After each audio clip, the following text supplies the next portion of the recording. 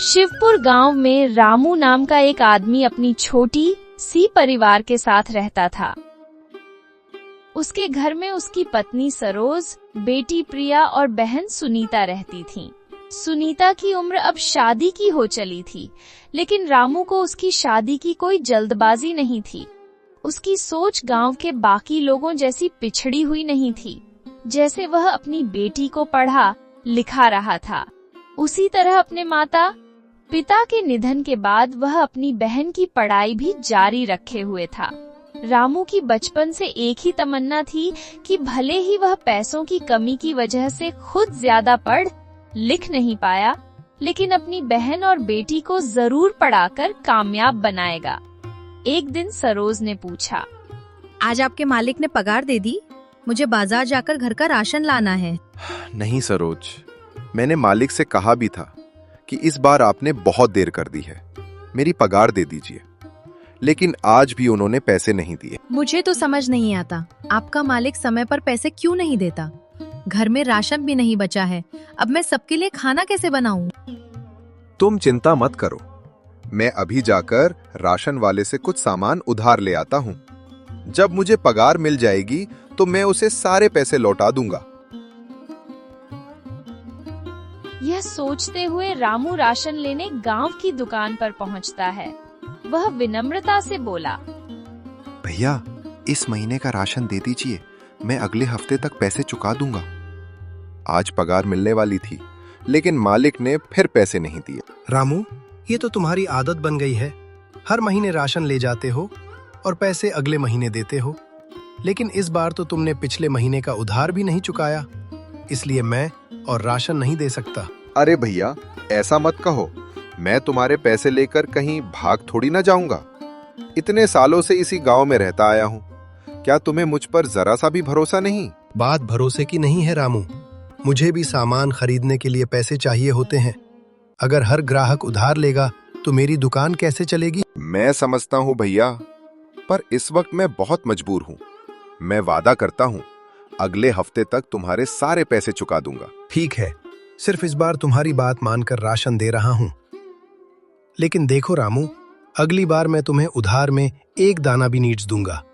किसी तरह मन मारकर रामू उधार का राशन घर ले आया। घर पहुंचा तो उसके चेहरे पर गहरी चिंता साफ दिखाई दे रही थी।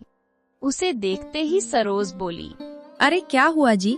जब से आप दुकान से लौटे हैं बहुत परेशान लग रहे हैं। सुनीता भी चिंतित हो उठी। हाँ भैया, आपकी हालत ठीक नहीं लग रही, बताइए ना क्या बात है? मैं क्या बताऊं तुम लोगों को, मेरे मालिक की वजह से मैं इतना तंग हो गया हूं कि हर पैसे के लिए मोहताज होना पड़ रहा है। दिन भर फैक्ट्री में मेहनत करता हूं, लेकिन जब हाथ में पैसे ही नहीं आते तो बहुत बुरा लगता है।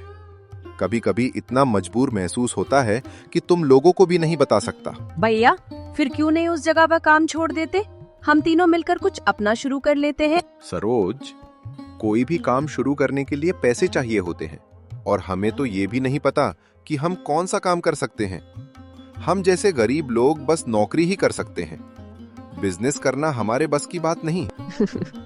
भैया, हर काम बड़े पैमाने पर ही शुरू नहीं होता।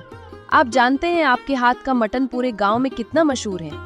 अगर आप बाजार में अपना छोटा सा मटन का ठेला लगा लो तो लोग आपकी तारीफ करते नहीं थकेंगे, उंगलियां चाटते रह जाएंगे। अरे हाँ, ये बात तो हमने कभी सोची ही नहीं।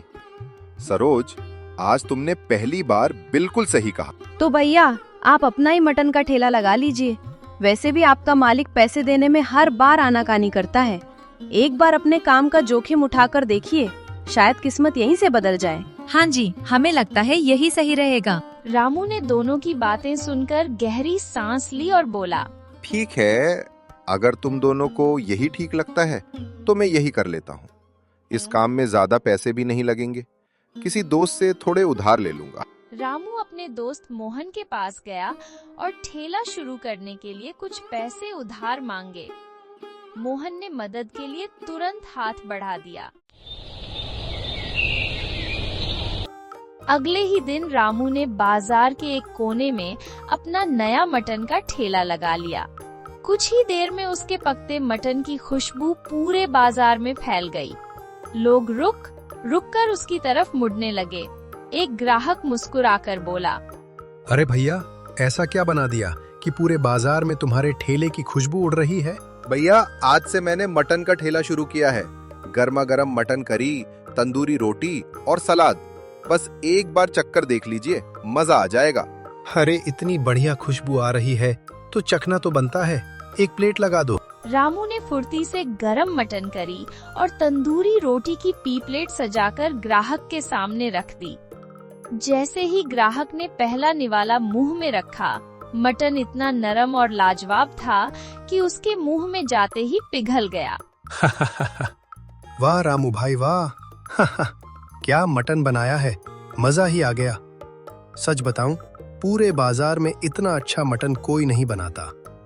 बाकी सब लालच में बासी मटन परोसते हैं, इसलिए उनके हाथ में स्वाद नहीं आता। लेकिन तुम्हारा मटन ताजा भी है और स्वाद में लाजवाब भी। ग्राहक ने प्लेट खत्म करते ही मुस्कुराकर कहा। रामू भाई, अब से मैं सिर्फ तुम्हारे ठेले पर ही मटन खाने आऊंगा। आज तो तुमने मेरा दिल ही जीत लिया। शुक्रिया रामू भाई। आज से मैं अपने सभी दोस्तों को भी यहीं भेजूंगा।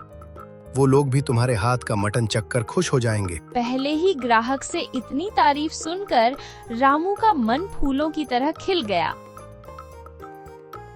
शाम तक जो भी उसके ठेले पर आया, सबने उसकी मटन करी की तारीफों के पुल बांध दिए। काम के पहले ही दिन रामू की इतनी अच्छी कमाई हुई कि वह घर जाते समय अपने परिवार के लिए मिठाइयाँ लेकर गया। घर पहुँचते ही उसने उत्साह से कहा, जितना हमने सोचा था, मेरा काम उससे भी ज्यादा अच्छा चला। पहले ही दिन पूरे 5,000 की कमाई हो गई है। चलो, इस खुशी में मिठाई खाओ। कल से मैं ठेले पर और ज्यादा मटन लेकर जाऊंगा, कमाई और बढ़ेगी। मैंने कहा था ना भैया, आपका मटन कोई खा ही नहीं सकता कि उंगलियां चाटे बिना चला जाए। इतने में छोटी प्रिया दौड़कर आई और आंखों में चमक लिए बोली, पिताजी, जब आपकी पूरे महीने की कमाई अच्छी हो जाएगी ना, तब मेरे लिए नए कपड़े लेकर आना। मेरे पुराने कपड़े अब छोटे और फीके पड़ गए हैं। अरे बेटा, इसके लिए महीने भर इंतजार करने की जरूरत नहीं। मैं कल ही काम से लौटते हुए तुम्हारे लिए नए कपड़े ले आऊंगा। वाह, कल पिताजी मेरे लिए नए कपड़े लाएंगे और जब दिवाली आएगी ना, तब मैं वही नए कपड़े पहनूंगी। प्रिया की खुशी देखकर घर के सभी लोगों के चेहरे पर मुस्कान खिल उठी। रामू को बाजार में अपनी मटन करी का ठेला लगाए कई महीने बीत चुके थे। उसका काम खूब अच्छा चल रहा था और लोग दूर दूर से उसके हाथ का मटन खाने आते थे। इसी बीच उसी बाजार में सालों से ठेला लगाने वाला नरेश अपने दोस्त कमलेश से बोला, अरे कमलेश भाई, जब से इस रामू ने यहाँ मटन करी का ठेला लगाया है, मेरा काम तो ठप हो गया है। पहले कुछ न कुछ ग्राहक आ ही जाते थे, लेकिन अब तो वही लोग भी मेरे पास आना छोड़ चुके हैं। अगर ऐसा ही चलता रहा ना, तो मेरा ठेला बंद हो जाएगा। मुझे किसी भी तरह इस रामू का ठेला हटवाना पड़ेगा। लेकिन नरेश भाई, कैसे? हम जाकर उसे कहेंगे ठेला बंद कर दो, तो क्या वो हमारी बात मान लेगा? और जोर जबरदस्ती भी नहीं कर सकते। सीधे नहीं रोक सकते, लेकिन एक तरीका है। अगर मैं उसके मटन में कुछ ऐसा मिला दूं कि लोग बीमार पड़ जाएं, तो पुलिस खुद उसे पकड़ कर ले जाएगी। फूड डिपार्टमेंट उसका ठेला बंद कर देगा। एक बार ठेला बंद हुआ तो वो दोबारा यहाँ पैर भी नहीं रख पाएगा। वाह नरेश भाई, क्या दिमाग लगाया है। इससे तो सांप भी मर जाएगा और लाठी भी नहीं टूटेगी। कुछ दिन बाद नरेश मौका पाकर चुपके से रामू के मटन करी वाले बर्तन में कुछ हानिकारक चीज मिला देता है, ताकि उसे खाने वाले लोग बीमार हो जाए, और खुद ही पुलिस को शिकायत कर दी। पुलिस और फूड इंस्पेक्टर पहुंच गए। जांच के बाद लोगों में शक फैल गया। रामू परेशान होकर बोला, साहब, ये किसी की चाल है। मैं मिलावट कभी नहीं करता। तभी पास की दुकान वाला एक आदमी बोला, मेरे पास वीडियो है। वीडियो चलाया गया और सब देख दंग रह गए। कमलेश ही देगची में कुछ डाल रहा था। इंस्पेक्टर ने गुस्से में कमलेश को पकड़ लिया। करीम डरकर भाग गया। लोग रामू से माफी मांगने लगे और बोले, हम जानते हैं तुम ईमानदार इंसान हो। फूड इंस्पेक्टर ने कहा, रिपोर्ट साफ है, बेझिझक अपना काम करो। उस दिन रामू के ठेले पर पहले से 2 गुना भीड़ थी। लोग कहते रामू का मटन सिर्फ स्वाद नहीं, ईमानदारी का स्वाद है।